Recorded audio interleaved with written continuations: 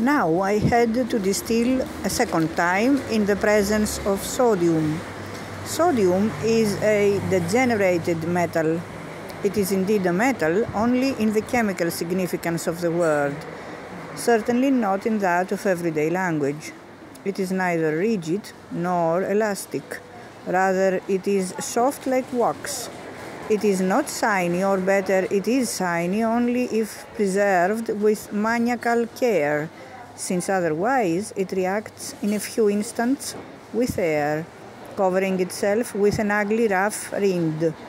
With even greater rapidity it reacts with water, in which it floats, a metal that floats, dancing frenetically and developing hydrogen.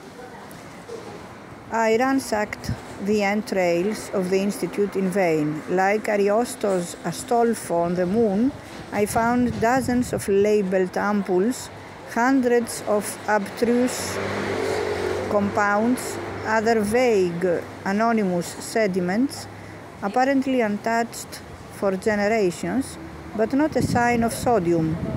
Instead, I found a small phial of potassium. Potassium is sodium's twin, so I grabbed it and returned to my hermitage. I put in the flask of benzene a lump of potassium, as large as half a pea, so said the manual, and diligently distilled the contents. Toward the end of the operation, I dutifully doused the flame, took apart the apparatus, let the small amount of liquid in the flask cool off a bit, and then with a long pointed stick skewered the half pea of potassium and lifted it out. Potassium, as I said, is sodium's twin, but it reacts with air and water with even greater energy.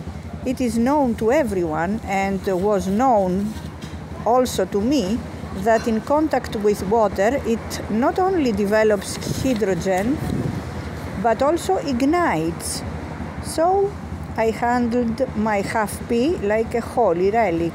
I placed it on a piece of dry filter paper, wrapped it up in it, went down into the Institute's courtyard, dug out a tiny grave and buried the little bedeviled corpse. I carefully tamped down the earth above it and went back up to my work. I took the now empty flask, put it under a faucet and turned on the water.